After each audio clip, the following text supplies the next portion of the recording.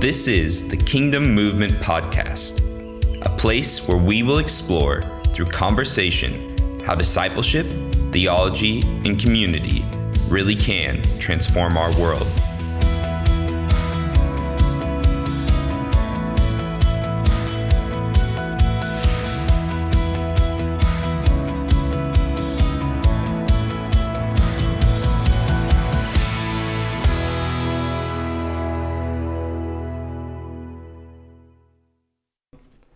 Hey guys, this is Jake and Paulu back with the Kingdom Movement Podcast, and we're super excited. Today our topic is the prophets, the biblical prophets, and the living in exile of the Jews and their return to Jerusalem. But before we dive into all that, we're actually going to do a quick summary, kind of the story thus far. We've covered a lot of ground, and we figured it'd be good to just do a little bit of review. So I'm going to hand over to Paulo in a second. But if you have noticed that our audio quality is a little bit nicer, you can hear us. You don't have to crank up your volume.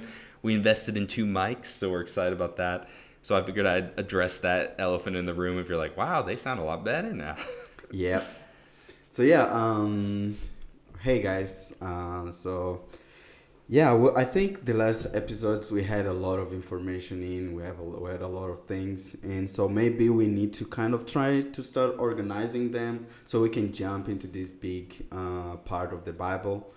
So yeah, we started discussing just from the beginning, and we started with the idea of the community of love. And we started just explaining why God created the earth and everything, and the idea of partnership and the idea of human being becoming partners with God and taking care of the earth. But then we found out like human beings, they decide not to trust God, and then they eat from the fruit, hearing what the snake says, and then they eat from the fruit. And from there we have this question like, what is God going to do to restore the humanity to that partnership, to the plan that he wanted for humanity? So that's the theme that starts following from there, what God starts to do to restore humanity back to the first goal of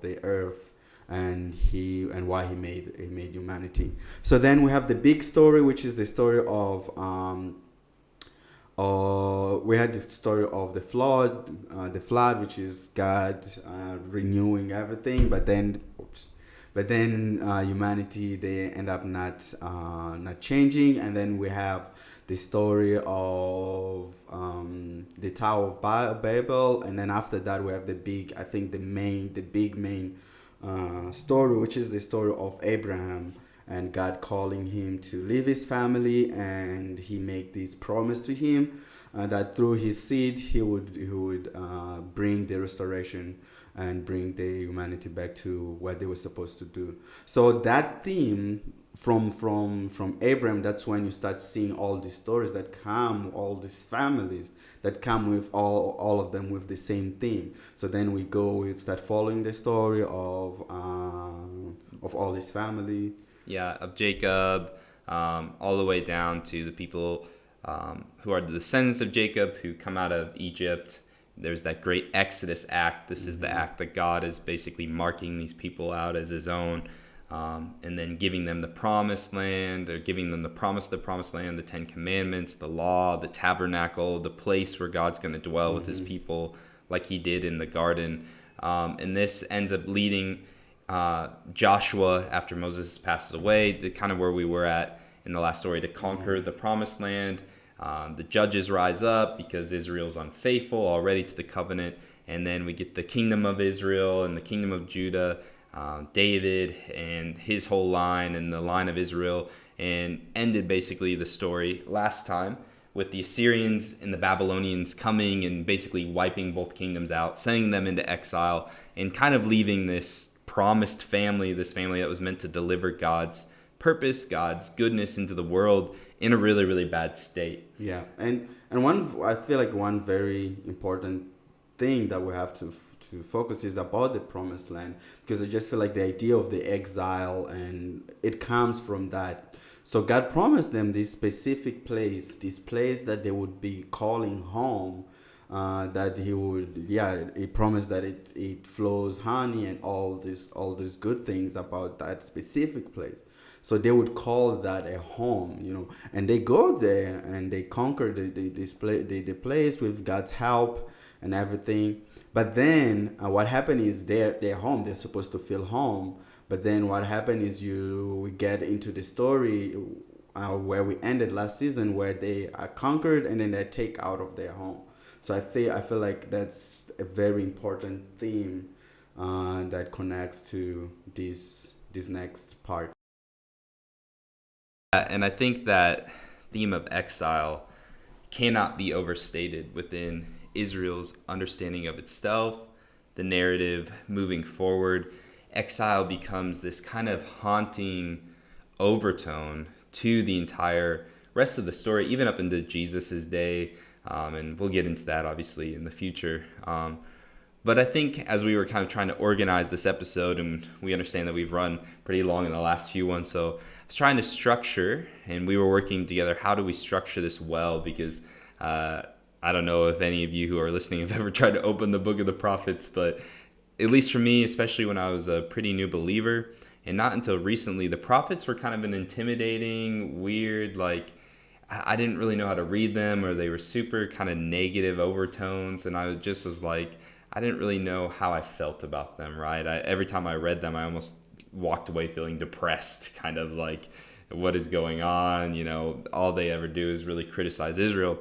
But once you understand kind of the situation of what's happening, I really feel like the prophets and the prophetic word that was meant for Israel of its day really can speak to us in our own day of maybe a lot of the things, we're really not that different from the Israel that the Isaiahs, the Jeremiahs, the Ezekiels were addressing. But maybe before we dive directly into the books, I just want to give a quick background for those of you who might not be super familiar. So the book of the prophets is divided among basically quote unquote major and minor prophets. There are prophets also outside of the book of prophets in the Bible, but the main or minor distinction really has to do with length, nothing to do with importance, or these guys were more special than the other. And so the majors are Isaiah, Jeremiah, Ezekiel, and Daniel, and then there's 12 minor. But there's kind of, in scholarly world, the division between different prophetic eras. So Moses would have been considered a prophet, but a prophet meant to lead God's people, and through prophetic rule, being kind of the spokesperson for God to people. And then there's people like Elijah, Elisha, Nathan, Micaiah, and they gave military advice, rebuked or made pronouncements or blessings to rulers. So in the book of Kings, we didn't really talk about Elijah and Elisha much, even though they were major players in that time. They were also in a prophetic role. But then what they would consider later on prophets, so this is the Isaiahs, the Jeremiahs, the Daniels, they were more about giving rebuke to certain social climates, or warning against exile and destruction, calls to justice and repentance, and even casting a vision of the future, of a future restoration. So they have these distinctions between the prophets and the prophetic roles at different times, which I think is important in the sense of when we think about prophets, God uses these men and women as voices for what he wants to address in that moment. So it's not always the same thing. But there's also specific themes in the book of the prophetic literature, and this is God's judgment, God's instruction. A big word that comes up a lot is day of the Lord. And this has in the moment themes, so meaning day of the Lord can be a small, quote unquote, day of the Lord, meaning a vindication of God or a judgment of God in a specific moment, but it also has future implications. And then there's where we really begin to get this idea of a Messianic prophecy. So the idea of a Messiah king, a person of the line of David who's going to come and restore Israel. So this really gets developed within the prophetic literature. So maybe we can just briefly touch on each of those themes and kind of just go over it. So the first one that I have at least written down, and I think you have the notes too, is God's judgment. So maybe, Paul, I'll hand it over to you, and you can talk a little bit about what does that mean within the prophetic literature, right? Because we hear that word and maybe we even cringe a little bit, like, oh, judgment. So what did that exactly mean when God was making a judgment within the prophetic literature? Okay, so as you're saying, like there is this theme of, as we were saying, like the last episodes, the main core idea of the Bible is God chose this group of people to become this example for not only for their own family, but for the whole community around them. So they have this group of role they got in the Mount Sinai, and group of which are called the commandments.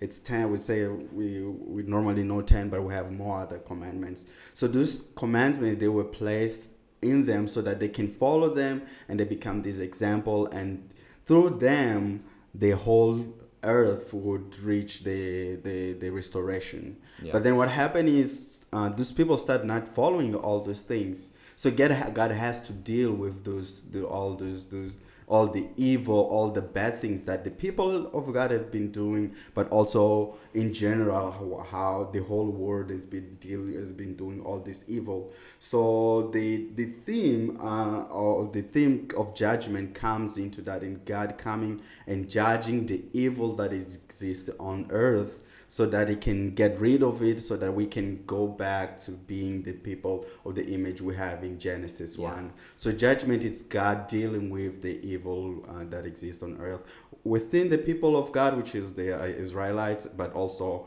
in general on earth. I think we'll discuss that more in the books. Yeah, and I think it's this idea, especially within the prophetic literature, of like condemning idolatry, evil and oppression of the poor, of the vulnerable, of the foreigner, and basically this idea that Israel has not kept their end of the covenant. So when we think of covenant, you really have to think of this idea that they made a pledge to God that they were going to be his people, right? And they really didn't hold up their end of the deal. And yeah, we'll talk about it, especially in the book of Jeremiah. Jeremiah really focuses on the breaking of this covenant and the current climate of Israel and Judah, and just how far they've kind of spiraled downward. So yeah, we'll get more into it maybe when we talk about Jeremiah. So the second is instruction in aftermath. So this is basically like the words given after judgment is passed. So I think of the example I've written down here is Jeremiah 29:11, which is like one of the most quoted scriptures from the prophetic. For I know the plans I have for you, says the Lord, plans to prosper you, not to harm you, plans to give you a good future. And we kind of just take this and we pluck it and we say, okay, I'm going to throw it. But really the original intent of that verse was the Israelites are in exile.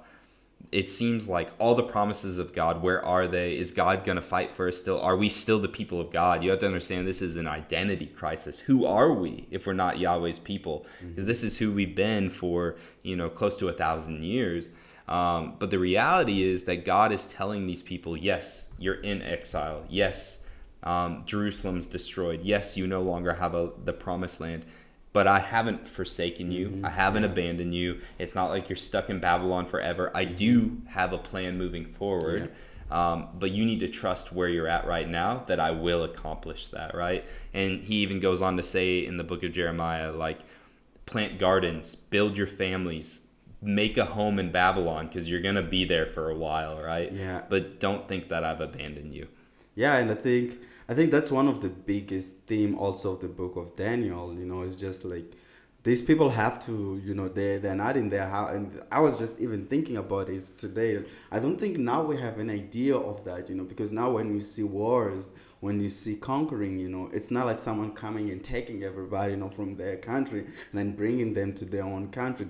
That's not how things happen. They go there, they destroy the place. Sometimes they establish their own government there, But back in this time, those people who just came and then kind of destroyed everything, and then they just took people with them, So imagine that someone comes and then take over your house and just takes you with them and say, now you have to live here, And then you start having that question, like, where is home, Where is my own house? Like, what can I call home? Because you can't go back to your home, because it first it got destroyed. Second, probably there's someone else living there and everything. So then you are there, you're stuck in this place, and then you have to start calling this place home. And I just feel like also the book of Daniel shows a little bit more of that. Yeah, I think the probably closest to modern equivalents I can think of, if it helps us like emotionally capture what exile probably felt like,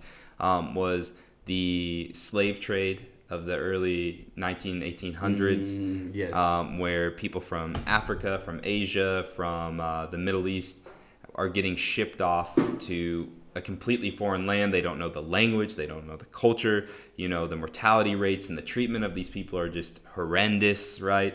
And you just land in some place, and all of a sudden, this is supposed to be your new home. But it's not home. This isn't where you grew up. No one cares about you here. And in fact, they even mistreat you in that place. They see you as less than. And so we have to imagine this is what exile feels like. It's not like they're just moving to a nice foreign location where the capital is. No, they are slaves in this place. They are not, they're second-class citizens. The other example, it's not quite apples to apples, but it's even like the Syrian refugees during that whole crisis that fled into Europe. Syrians didn't want to be in Europe. They wanted to be in their home, right? But their home wasn't a place that they could stay anymore. But a lot of times they get blamed. They're the scapegoats for anything that goes bad in that country. They're mistreated. They're viewed as less than. They don't know the culture. They don't know the language. So they create their own kind of clusters in those lands. So this is kind of what we have to visualize when we think of exile. So the next theme that we have is Day of the Lord. So this became basically a phrase used for God setting things right from their current broken state. So there's basically this idea of there's many days of the Lord that could happen while still anticipating the future day of the Lord, where all would come under God's sovereign rule and reign. So maybe if you have any thoughts on that or comments, you can give it. Otherwise, I can keep going. But I think the theme of the Day of the Lord is where kind of the hope starts. It's where kind of start seeing the light at the end, So imagine yourself, you're in this place, your house got destroyed and everything, you have no hope, And then you hear all these prophets kind of judging and saying all these bad things will happen to you, and then it start happening, And then you start asking yourself, when is this gonna happen? When is this gonna end and everything, So I just feel like kind of the Day of the Lord comes has this kind of hope that looks in the future, like it's not over, it's not this is not your final place, I will come and I will bring you back home and everything. So the Day of the Lord is kind of like plays that role, and you'll find that in all books. I think all books kind of have not the Day of the Lord, but kind of have that where the hope starts. And the Day of the Lord also becomes this idea of judgment. So when God says the Day of the Lord's about to fall on Jerusalem, it's this idea that God is not going to put up with the broken state of things. And so, whether it's Jerusalem, he even says, in Habakkuk, which we'll get into this a little bit, Habakkuk's wondering, why in the world is this happening to your people? Habakkuk's an interesting book because he's asking the question of God. Yeah. You're using these awful people to do something awful to us. Yeah, we understand we're not following you well, but how can you use these kind of people? They're not any better than us. And God basically tells him, I'm going to judge them too. Yeah. Babylon's not getting away with this either. So you need to trust that I know what I'm doing, basically. Yeah, and I really like that book because when I was just reading the book and just seeing the main idea of Habakkuk, also a little bit of Jonah. Of course, Jonah, he was just this coward and everything. I'm sorry for the word. I hope it doesn't hurt people using those words. But it was kind of like that. But also he has this question. One of these biggest questions, like, why is God, reaching these people? Why is God going and sending me to those people, who are not people of God in anything, And Jeremiah and Habakkuk ask those questions, like, why are all these questions, like why God, why there's all these bad things happening and everything. Yeah, and so I think the prophetic literature doesn't shy away from those things. And the Day of the Lord becomes, especially in Jesus' day, this idea that God is going to implement his rule. He's going to make everything right. And we'll get into what that means when we get to that portion, how Jesus takes that idea and kind of flips it on its head for his own day. But it becomes basically this coined phrase for when God is going to act in a mighty way to make things right. And ultimately, he will do that for the whole world. Yeah, and I think for that we have to understand that we're talking about these people who have seen what it really means to have God ruling, what it really means when you're being led by God, how you, it's not when we were talking the previous podcast, like about all the stories, when most of the wars they had to fight, it's not like they didn't do that much work. God is the one who was doing most of the work. God was providing food for them in the wilderness and all those things. So they kind of have this idea of what it means when God is ruling, when God is the one who's ruling. So when they hear day of the Lord, they know what that means. They know that this is something good that is coming. When God comes and he's the one who's ruling, that means that his people and the world, will enjoy, will really be happy. Yeah. Which leads us into kind of the last two, the first of those being the Messianic prophecies. Mm-hmm. So this is where kind of this idea of a Messianic or Davidic ruler is going to come and implement God's divine rule over creation. So all the nations are going to come under his rule. And so some Jews took this as being like, after being conquered after empire, whether it was the Babylonians, then the Persians, and then the Greeks, and then the Romans. In Jesus' day, they began to believe, okay, one day God's going to make us the top dog, mm-hmm. right? Yeah. And others, like Amos, who was a prophet, warned that Israel and Judah could fall into the same exact judgment as those nations if they weren't willing to honor God. It wasn't an automatic, yep, you guys get to be the next conquerors. And so there's all these ideas of who this Messianic ruler is going to be, what's he going to look like. But the main themes is he's going to be a figure like David. Mm-hmm. He's going to be a king. He's going to rule over the nations.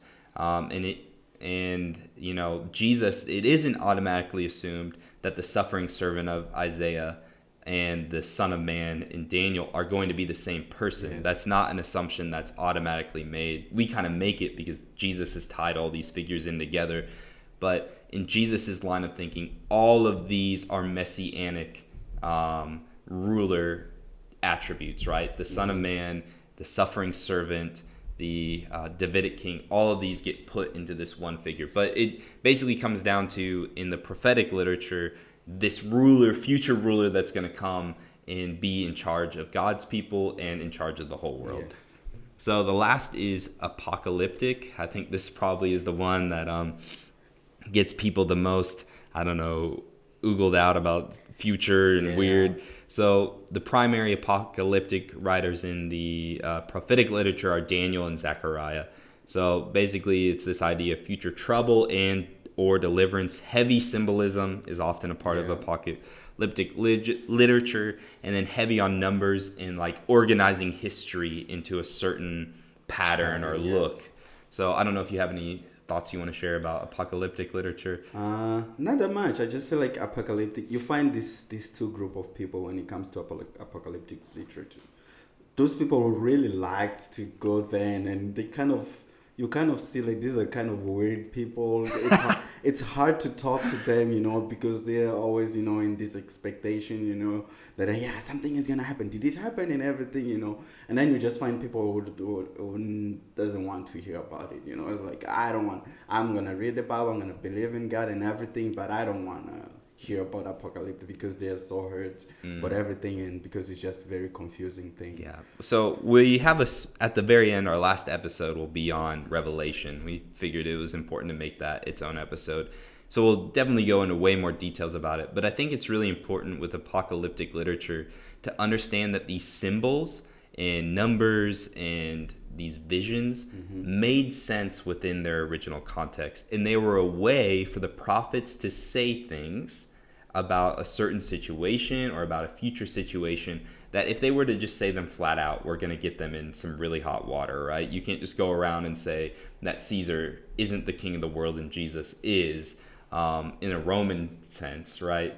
And not get into some trouble. So they were a way to paint pictures about rulers, about certain climates, about what God was going to do in a way that took discernment to understand them, but what made sense. I think a great example would be that Jesus directly quotes it in the book of Isaiah and Jeremiah. Actually, I think it's Jeremiah. I'm not sure if it's in Isaiah, but it's this idea the moon turns to blood red and the sun is blotted out and the stars disappear. and it's in the book of Revelation. Jesus quotes it when he's giving his great discourse about the temple and the fall of Jerusalem. And that's exactly what it is. It's this cosmic event that the cosmos is and the heavens are tied with what is happening on the earthly reality. So when Jerusalem falls, when the temple is destroyed, in our minds we're like, yeah, okay, that's sad. Another city's destroyed, a building's gone. But to the Jews, this was the heaven and earth place. I cannot stress that enough. We don't really feel it inside of us. But imagine this was the place where you met with Yahweh, right? There was no other place to go. It was the temple. This is where God's presence dwelt, and that place is destroyed. It's taken away from you. That is a cosmic, seismic event that completely transforms your reality. And so the descriptive picture language that the prophets give matches the emotions in how they see what is really going on. So when Jesus uses that language, when he's talking about the temple, he's pulling from that example from the prophets, what this means in history and time. It doesn't literally mean that when you look up the sky, the moon's going to be turning into blood and the stars are going to disappear and the sun. No, and I think a lot of times we've read it that way. I remember growing up hearing, oh, this is what's going to happen in the future. And we take it as God's just going to wipe out the cosmos. But in reality, it's picture language speaking of an extreme reality. And we use that type of stuff all the time, right? We use pictures to describe a reality. It doesn't mean that those pictures are what's literally happening. So I think that's really important when we read apocalyptic literature, not to get so bent on like, oh, when are the scorpion tails with human heads going to show up? You know what I mean? Like, no, we need to do a little bit of digging. What does that symbolism mean when the prophets were saying it? And how does that meaning fit into our own day? Yeah. And one thing I've learned when I was still learning about journalism in Mozambique, just the protest journalism in general, when it comes to the when the Portuguese were still there, is the journalists had to find a way to escape censorship, because the Portuguese are the ones who brought all the printers, all the paper and everything. So everything you wanted to publish, you had to find a way to escape that censorship. And the best way to do that was to use journalism style, a writing style that would confuse the white people. The white people, they wouldn't know, the Portuguese, they wouldn't know what they meant, but then everybody else who would read it, they would understand what they really meant. So they use, for example, charcoal to represent black people, and everything. So they would write this poetic journalism to just kind of transmit the message to everybody else, just telling them, hey, we're still protesting, we're still fighting, we haven't given up in fighting for our freedom. So I just feel like kind of it's this image you will also find in this apocalyptic literature. And also one other thing is that it all ends on earth, it all ends God, it all ends with God coming back to earth and coming back to temple. That's how Ezekiel ends, the book ends and everything, So it's not like this place gets destroyed. Most of the books that have apocalyptic vision, it ends here. So it's not, it ends like, oh, there's no earth and there's nothing else. So we're all only having, it's left, but it all ends with God ruling here on earth with humanity. Yeah. And we'll definitely, as we approach the New Testament, dive into, what is Jesus actually saying when he's picking in the early New Testament writers. But I think for the sake of our time, let's maybe dive into we're just going to briefly touch the main major prophets, and then we'll give a brief summary of the quote unquote minor prophets. But the first book, and we're going to do them in chronological order of like when these guys existed. I think that's another thing about the book of prophets that really confused me. It was like, when did these guys, when did this line up with the biblical story? Normally when we read a book, it's like page 1 to the last page is all in chronological order, but the Bible is not organized that way. So Isaiah is the first one we're going to start with. He is kind of the first in line of these major prophets. So he's around 700 BC. That doesn't necessarily matter as much. What matters is he is before and then during the exile of Israel. So remember, Israel and Judah are two distinct nations at this time. So Israel was exiled first by the Assyrians and then Judah later by the Babylonians. So he's alive during the Israel exile. So he's actually around before Judah's even a thought of exile. So basically he's an advisor to the king, Ahaz, at the time of Israel. And he basically tells Ahaz, hey, you need to trust in the Lord. But Ahaz didn't. And he said, if you do trust in the Lord, he's going to deliver you. But Ahaz trusts more in himself and what other people are saying. So they fall to the Assyrians. But what's cool about this story is Hezekiah, which is kind of normally seen as a king who did follow Yahweh, of Judah. He does trust in the Lord, and he's actually rescued from the Assyrians. And so the book of Isaiah and that whole scenario shows like who was in the right, the person that trusted in Yahweh, not his weapons, right? So Isaiah also gives us many of the prophetic visions that would form the Messianic king. So Isaiah is probably the number one book where we get these kind of Messianic / suffering servant passages. And again, I want to reiterate, like, those two weren't necessarily put together in the Jews' mind. Some people did, some people didn't. So this is like Isaiah 9, which is a child who will reign, right? A child who's born of a virgin. Isaiah 11, peace and stability under a Davidic heir. And then the great sweep of Messianic and suffering servant kind of promises is Isaiah 42 through 53. That's really kind of where the big chunk of this Messianic reign and kingdom of God is going to come. But I don't know. Do you have any other thoughts on Isaiah? No, you can keep going. Okay. And I think really, I didn't do it at the beginning of the episode because normally we have been doing that. But I'll read it now. I think it's really important just to start. This is probably a passage many people have heard if they're familiar with church. But this gives us a good summary of what exactly these messianic promises look like. So this is Isaiah 53. We're going to read the whole chapter. It's just 12 verses. But it says, "Who has believed our message? To whom has the Lord revealed his powerful arm? My servant grew up in the Lord's presence like a tender green shoot, like a root in dry ground. There was nothing beautiful or majestic about his appearance, nothing to attract us to him. He was despised and rejected, a man of sorrows, acquainted with deepest grief. We turned our backs on him and looked the other way. He was despised and we did not care.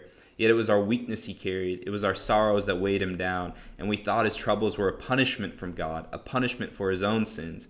But he was pierced for our rebellion, crushed for our sins. He was beaten so we could be whole. He was whipped so we could be healed. All of us like sheep have gone astray. We have left God's paths to follow our own. Yet the Lord laid on him the sins of us all. He was oppressed and treated harshly, yet he never said a word. He was led like a lamb to slaughter, and as a sheep is silent before the shearers, he did not open his mouth.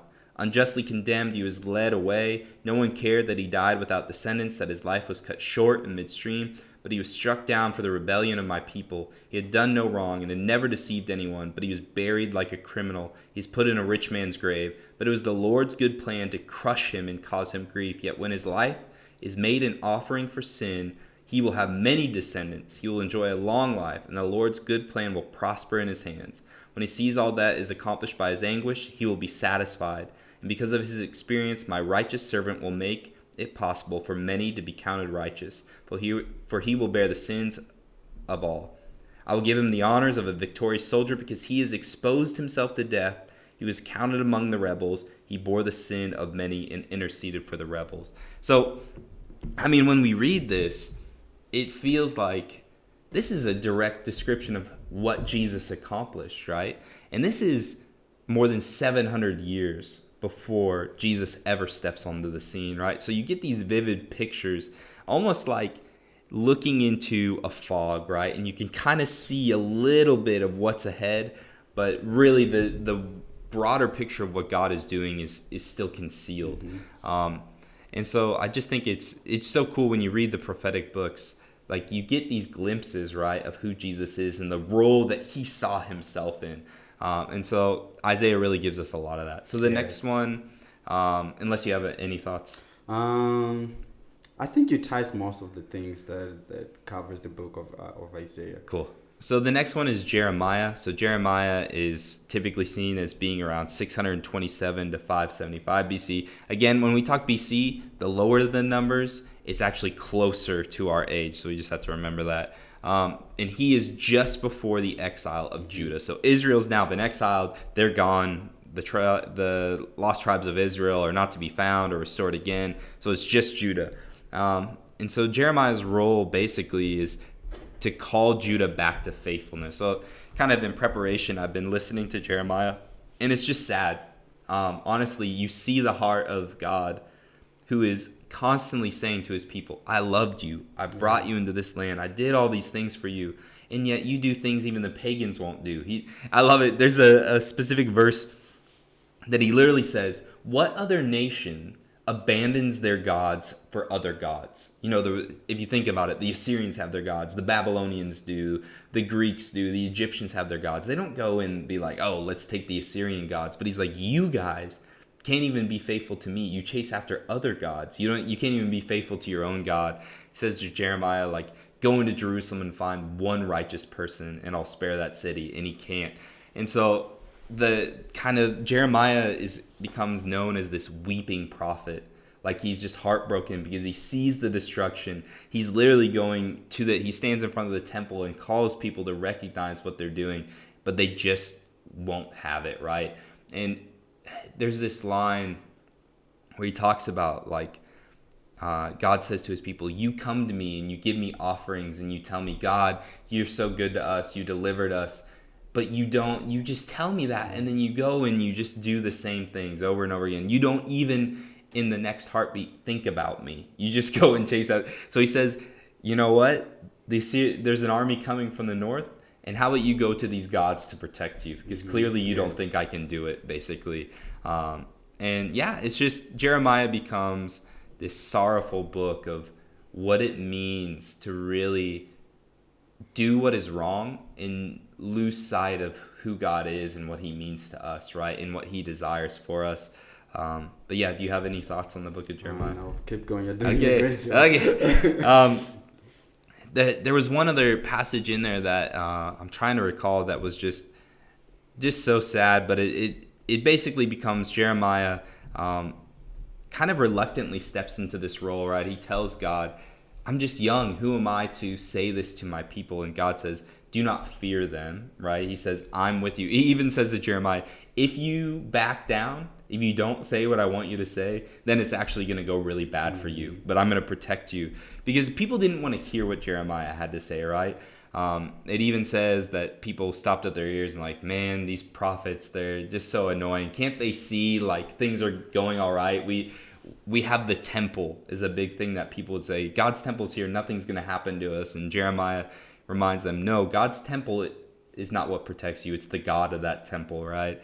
And it's just the book of Jeremiah is just a great reminder that it is not about saying we're the people of God or having the symbols of God around us, but we really actually have to be the people of God, right? We have to care about justice. The big issue that God had was that people were corrupt. They were, putting on makeup and dressing themselves in fine clothes while the poor went hungry. They had which we'll get into this, but the word hell, the Greek word hell, is actually from Hinnom, Ben Hinnom, which was a valley, I believe, on the southeast side of Jerusalem. And so what would happen is there's a god named Molech that the Israelites or the Judeans began to worship, and they would literally sacrifice their children in this valley. And so in the book of Jeremiah, I believe it's chapter 5 or 6, God says, and you do these detestable things in this valley.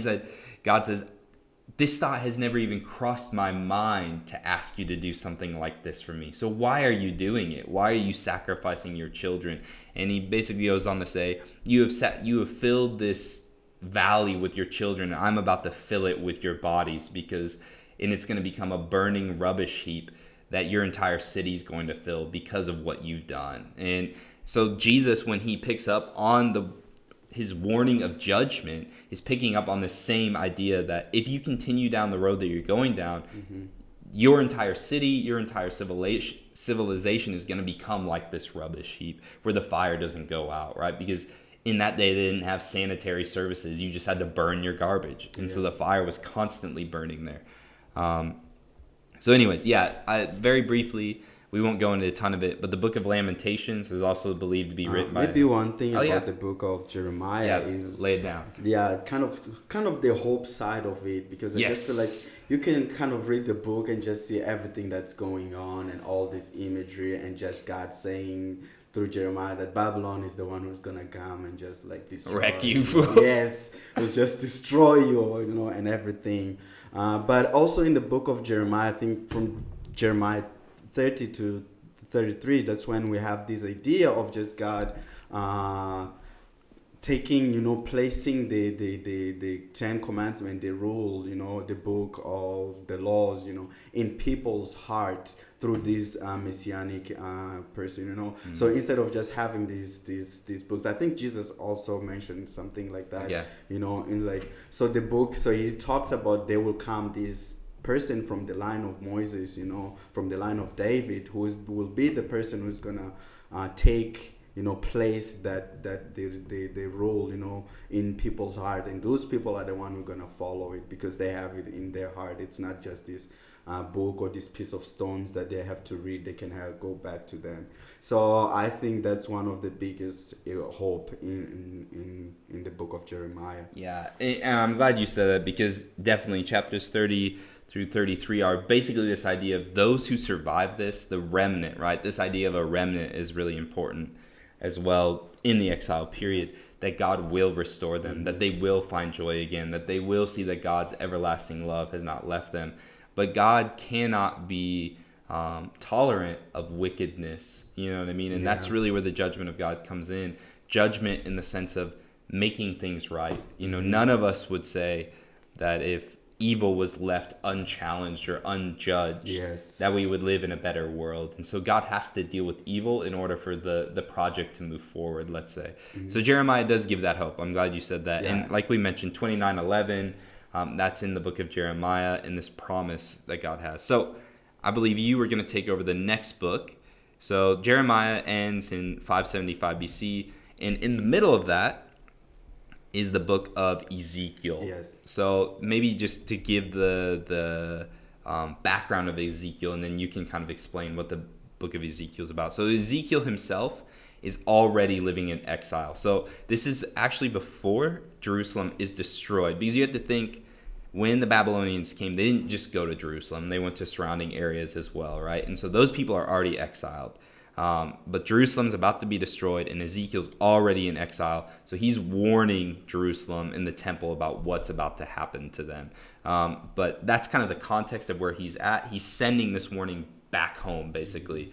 But I'll hand over maybe the rest of the book. Yes, and I think, thank you for that context, because I think that's very important when you start reading the book, because you start reading, you'll see this image, this chariot coming and flying. So Ezekiel, normally back on that time, people would become prophets, when they get to their 13th year, when they're 30 years old. And Ezekiel was in that age, so it's kind of like waiting, what's gonna happen to me. I'm not home, so it's my birthday, and no one will come and make me prophet and everything, So he sees this vision, of just the chariot coming towards him, and then the big question is like, what is the chariot doing in exile, because it's supposed to be back there in Jerusalem. So that's where the answer comes, Jerusalem,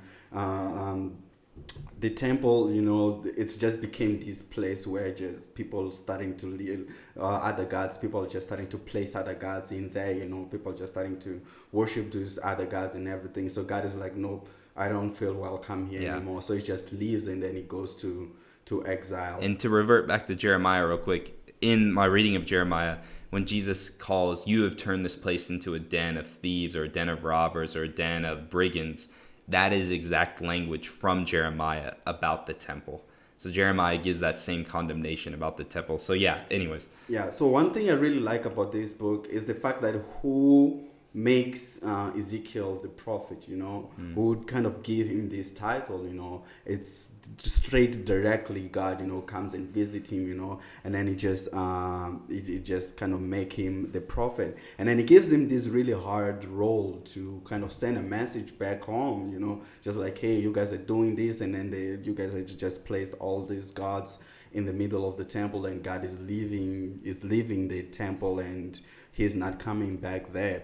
And then he start performing. He start the way he brings that message of judgment uh, to the people of Israel is through this act. He start performing. He cuts his hair, and then just to show that this is what will gonna happen to you. No one said the prophets weren't weird. He is the weirdest one. He is way. If you read this book, you'll start seeing what's going on, And then he even cooks food with poops, Yeah.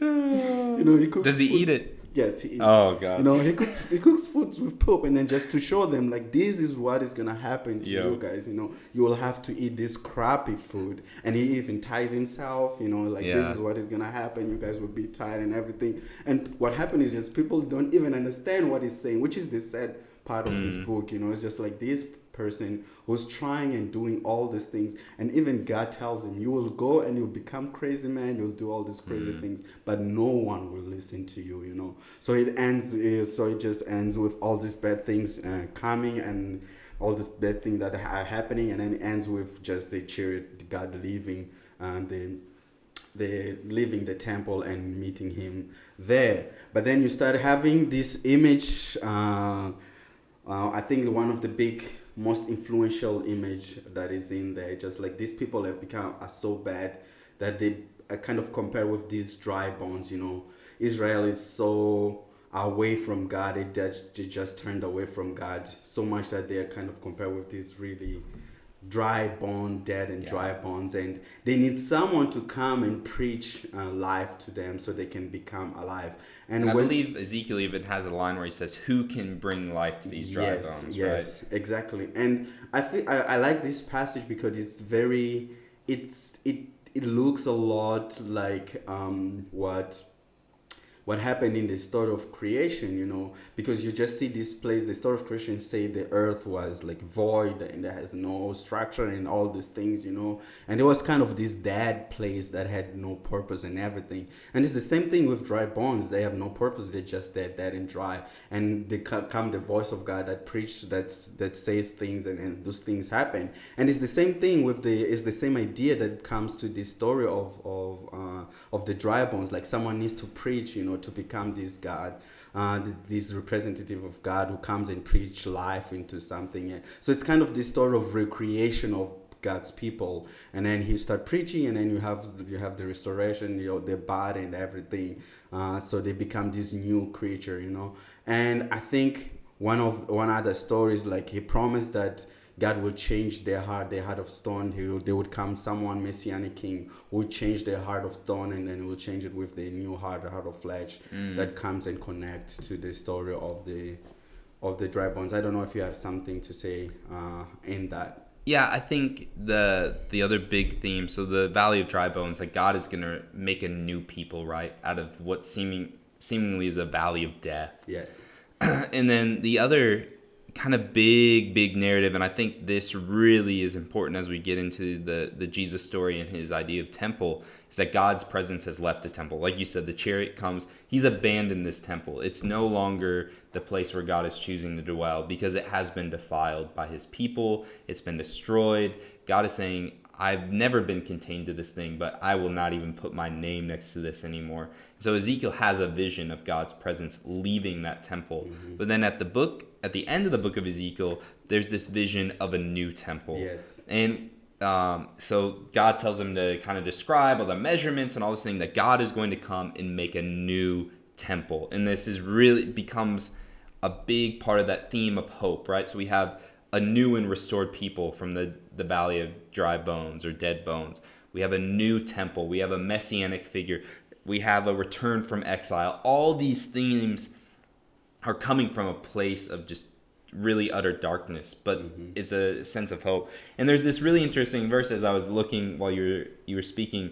It says the river of healing. So this flows out of the temple, right? Mm-hmm. It says, in my vision, the man brought me back to the entrance of the temple. There I saw a stream flowing east from beneath the door of the temple and passing to the right of the altar. The man brought me outside, and basically he goes on to describe this river flows all the way down to the Dead Sea, which is undrinkable, right? Like I've been there. You literally float because of all the minerals in it, and it's going to purify the Dead Sea, a sea that could not be revived, right? Again, it's an image of this valley of dry bones, right? Yeah. But what is so fascinating is when Jesus stands up and he says, all you who are thirsty, come to me, right? And I will give you living waters. He says this in the temple.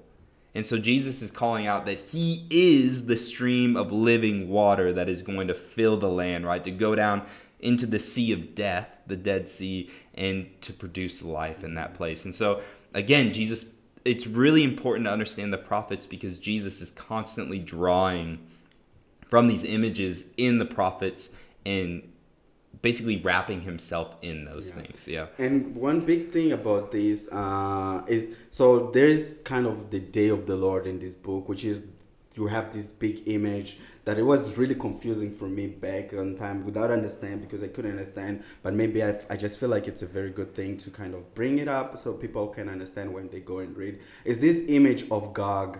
Gog, and his city is called Magog and everything, you know, and this image of this really big evil guy and everything and all these big bad people. So this story comes to show God judging the evil on earth. So Gog, he is the representation of the big evil, you know, this big the evil all the way on earth, because he just comes and he joins all these bad empires around him, and then he makes this really great nation, and then this nation starts to wants to attack the God's people, and then God comes and judge them with this earthquake and everything. The earth consumes them, so it's like the earth consuming the evil. And after that, that's when we have the story of the new creation. We have the story of that you were mentioning. And then one image is, remember at the beginning, the chariot was leaving the temple because the temple was becoming this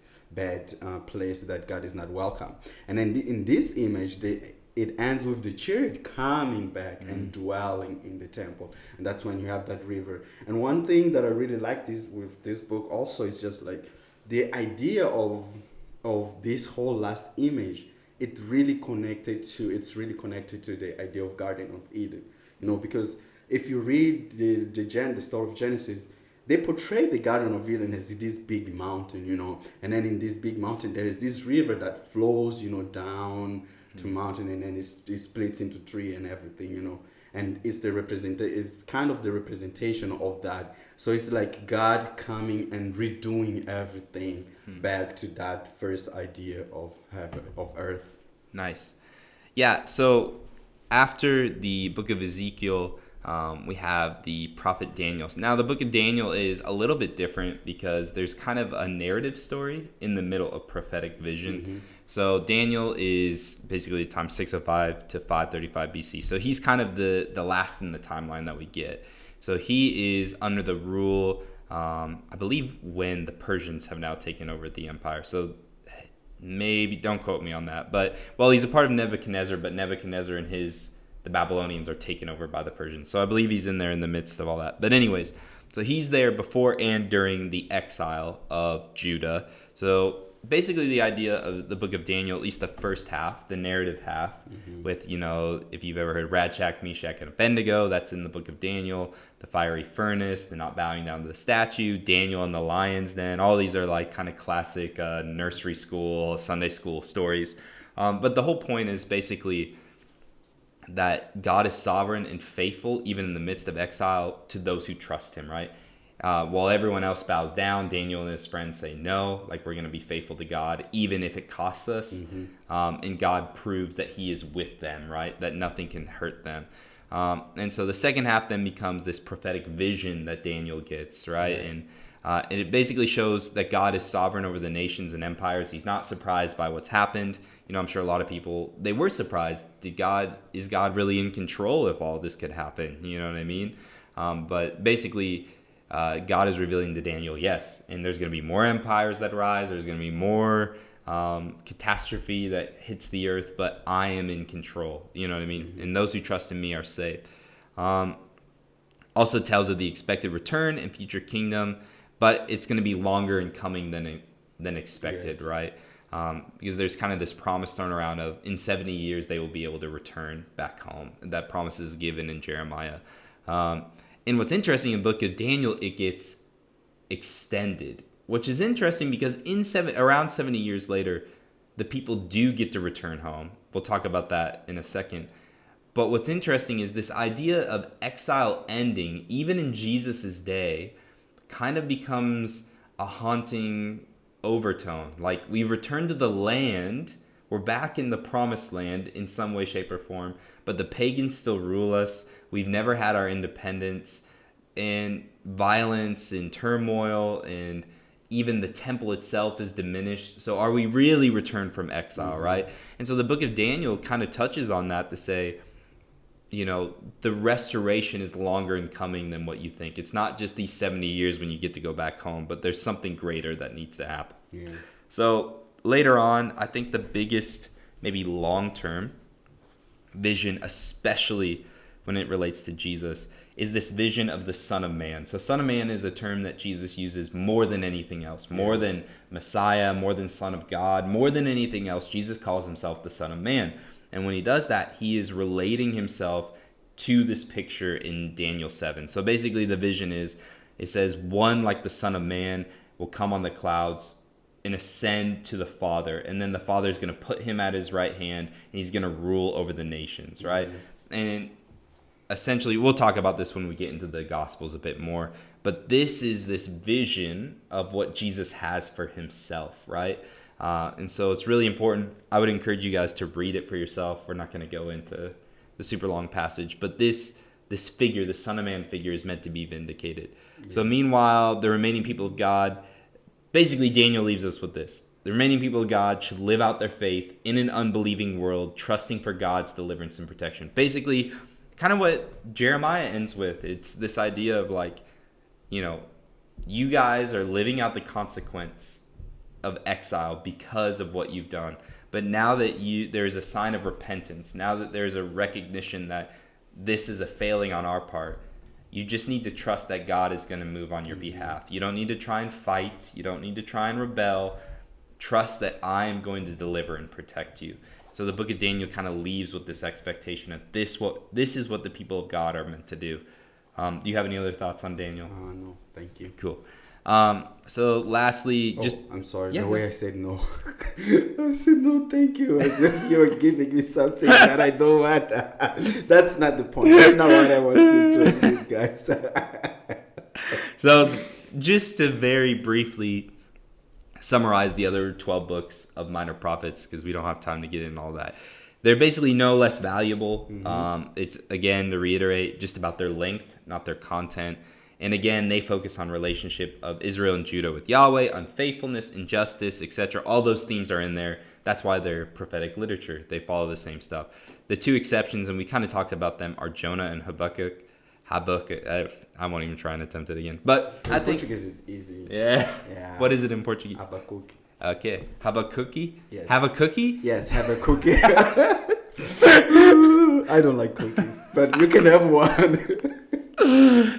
So Jonah, as I was kind of brushing up on all this, what's really interesting about Jonah is, so God tells him to go preach to Nineveh, which was the Assyrian capital, and tell them that if they're willing to turn from their ways, God is going to spare them. And he doesn't want to do it, right? Because he hates the Ninevites. They're the ones that destroyed Samaria, put all these people in exile. He doesn't want them to repent. He doesn't even want to give them the opportunity. And when there's the whale, Jonah tries to run away, the whale swallows him, spits him out, he goes to Nineveh, and he preaches this message of repentance. 7 words message. Yeah. And the people repent. They put on sackcloth, they say, you know what, we recognize our wrong. And Jonah's mad about it because he knew this is what was going to happen. He's like, God, I knew this. And God makes this plant come, and it puts a shade over Jonah because it's a hot day, and then it withers. And Jonah starts complaining about it. And basically, God's voice to Jonah, or his example to Jonah is this: like, did you deserve that plant? Did you make that plant? No, I brought it to you. And now that it's gone, you're angry about it. But my grace is available to anyone that will receive it, right? Whether it's the Ninevites or the Syrians, whoever it is, I choose to give my grace, and if they receive it, then I will move on their behalf, right? It's not about being a special people. The Israelites are not the only people that God wants to see redeemed, but Jonah doesn't want to hear it, right? And it's part of that love your enemy ethic of Jesus. It kind of shows that this is still that same God. Jesus and the Father of the Old Testament are not two totally different kinds of people. This is who God is, right? That he desires to show mercy to his enemies, if only they're willing to turn and recognize it. And then Habakkuk really becomes this idea of struggling to face the consequences, trusting God in the midst of a lot of questions. When in reality, we can't see the big picture. Yeah. What do we do? Are we willing to trust God? And so this idea of wrestling with those questions is a little bit different. But do you have any other thoughts? No, it's just something funny about Jonah is like he preaches these 7 words sermon and everything. You know, he makes it as short as possible and everything. And what happened? Even cows repent. You know? Like he's not in. He doesn't want to do this and everything. You know, hate the people but God to humble him. You know, even cows start repenting. Like what? How does a cow repent? That's what I want to know. Oh man, it's just like the book is funny. It has a lot of sarcasm in the book. You know, dealing with Jonah's. And I feel like that book's also connect to one of the book. I think it's Hosea. Yeah. Like in that story of just they're having this, you know, this guy who was married to this woman, and then the woman has these kids, you know.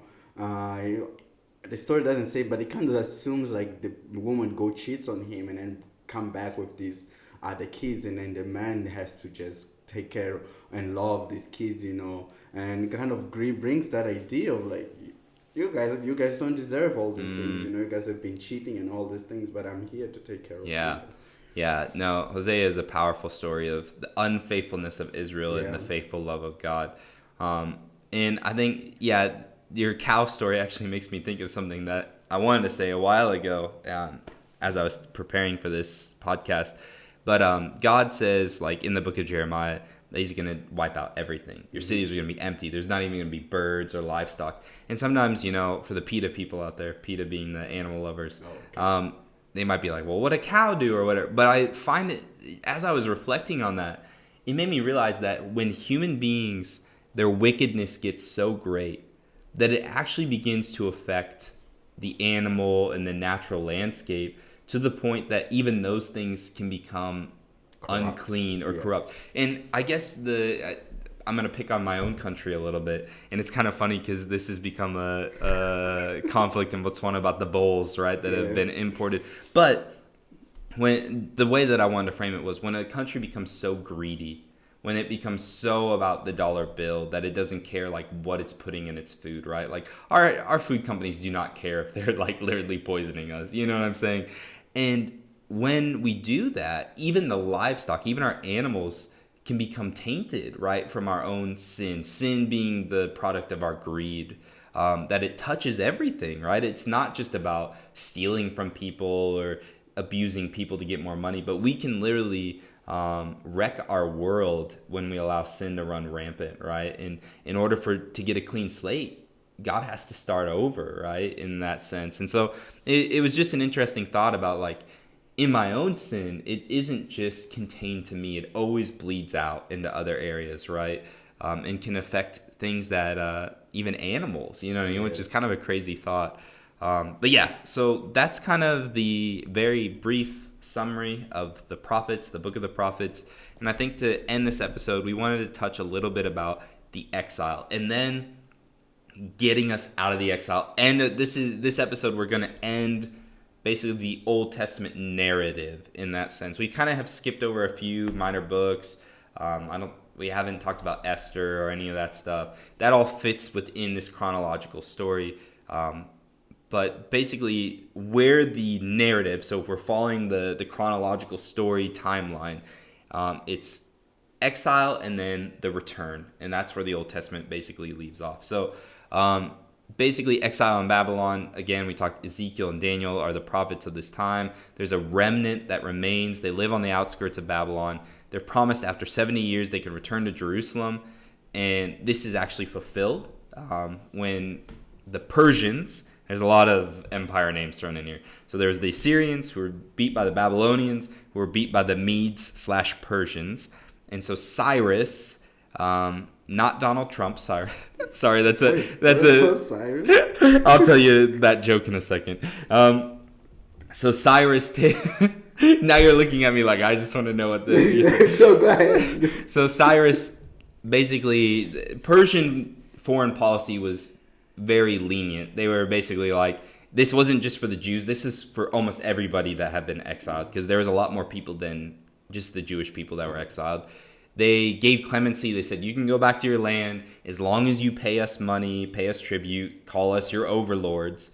You can basically do whatever you want. They didn't rule with an iron fist, kind of like the Babylonians and the Assyrians. So they let the Jews go home. And I'll now defer back to, so basically during the elections in Trump's presidency, a lot of Christians were saying he was the Cyrus. So he wasn't a Christian, but he was the king that was going to help the Christians. So they were like, so I just had to make a joke from the one American listener that's listening to this. So anyways, after that, the Jews basically returned home. Zerubbabel, try and say that 10 times fast. What's that in Portuguese? Do you know? Zerubbabel. And maybe it's just Zerubbabel. That's how I have it spelled. Whatever. Yeah, Zerubbabel in English. Okay. Yeah. In Portuguese, Zerubbabel. Oh. Zerubbabel. Okay. So anyways, that guy, the Z-Man, he leads 50,000 people back to their homeland, and they're also given funds to rebuild the temple. But like during this time, there's like resistance from the neighbors, and they kind of go to the Persians like little bratty kids, and they're like, yo, the Israelites are trying to build this temple. They're going to use it to rebel against you. And so there's this back and forth, and I believe it's is it Nehemiah or Ezra?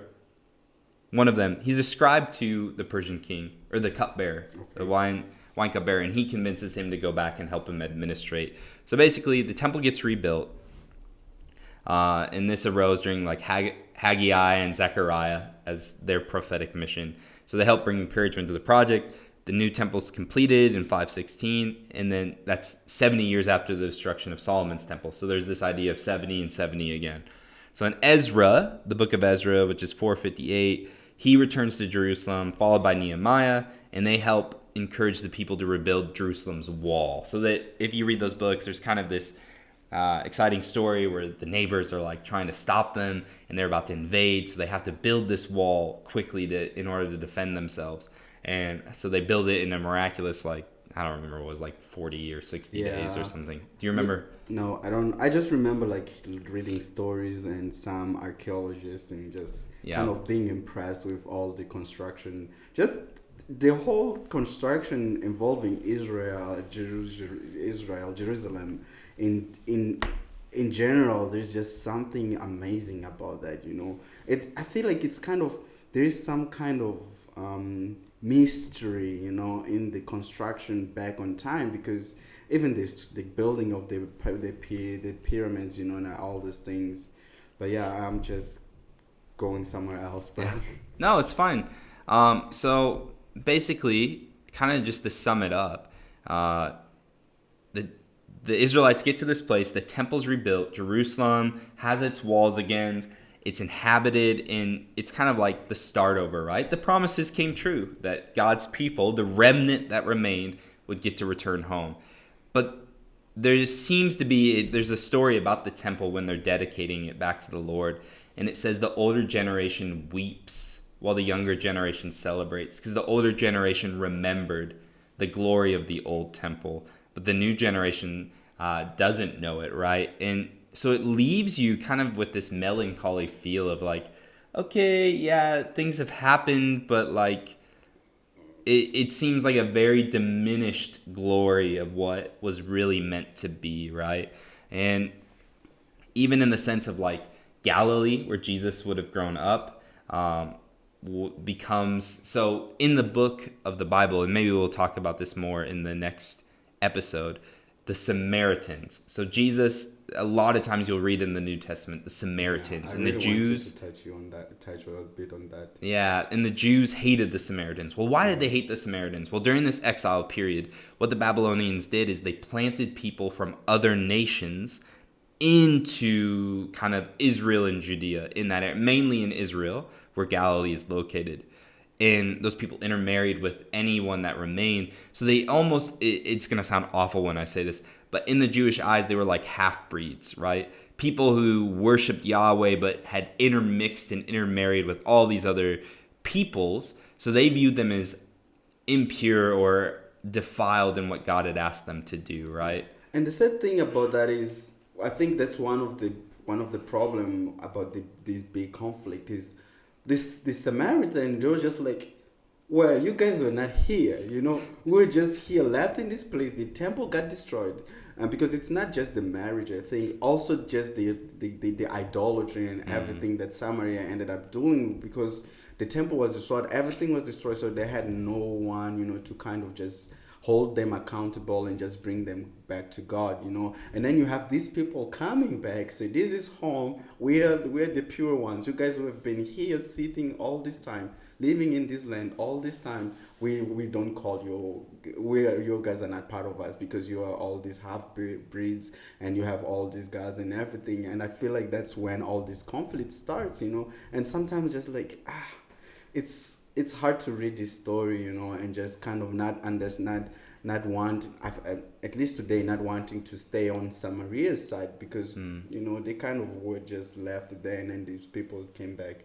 Yeah, and that part of it, I think too, is some of the people that opposed the temple would have been the ancestors of the Samaritans in Jesus's day. So there's just a whole lot of conflict of really, not racial in the way that we'd see it, because the world wasn't divided into quote unquote races in that way, but there is a people group conflict between these two because of this distinctness that the Jews feel about themselves.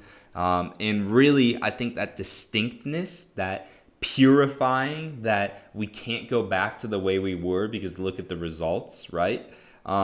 Really develops from exile. The whole reason why there's strict adherence to Torah in Jesus' day is because they recognized when they weren't strict on it, look what the devastating results were. And I think to summarize this kind of whole prophets and exile, that's the thing. Many of these prophets were not recognized, were not honored, were not valued in their own day. It was only after seeing their words come true that these prophetic books really became a key source of hope and reminder of what can happen if we're not faithful to Yahweh.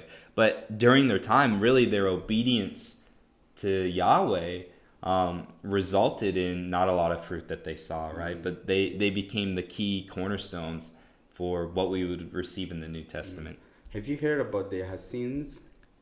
Hassin, yes. Yeah. So there's this one big, I was just reading, and just very interesting thing, because they excavated and this really kind of their temple and everything, and in their temple they were just kind of showing where was what and everything. So this temple where they were, it was kind of in the middle of these hills and everything, but because their sins, they were trying to keep all the how can I say, the rules, in the sense of the purification and everything and all these things. They had to excavate a stream, make like a stream that could go all the way and cross those mountains all the way to the river and bring the pure water to come. So this place where so we have the toilet, after someone goes to the toilet, and then it would jump into the pool where the pure water is coming, and then he would get himself purified, and then would go or walk out and then do his things. And then they was just saying like probably, and they were these extreme living people, because it was like we're not gonna mix up with everybody else, we're just gonna be these special people. And they were saying some theologians, they believe that that's where John the Baptist come from, and because they would do this extreme thing in John the Baptist. Yeah. The Baptist. So we'll talk about the Essenes in the next one as well. Oh, really? Yeah. I didn't think. Yep. Awesome. So I think we've kind of hammered this one out, and hopefully that gives you guys, the listener, a better idea as you read these books, how you can maybe build a framework around like why they're super important to the New Testament narrative and how they speak to the climate of their day, right? To call Judah and Israel back to Yahweh and the devastating results of not following him, of not being a part of this project that God was wanting to bring forward. But all right, guys, that's all we have for today, and we'll catch you next time. Yeah, I really like this one. Yeah, it was a goodie. Yeah. All right, bye. Hey everyone, this is just a brief reminder that if you've had a question come up from this discussion, or you just have a question in general that you want to ask us on the podcast, now is the time to do it. We want to make sure that we get these questions in for the end of the season Q&R, and we cannot wait to hear your guys' questions, to read them, and to be able to respond. But we can't do that unless you send them to us. So make sure, if you're a part of Kingdom Movement already, you can personally message us your question, or you can send them via our Instagram, and we will make sure to read those, and hopefully we will answer your question on the season finale question and answer, question and response episode. All right, thanks guys.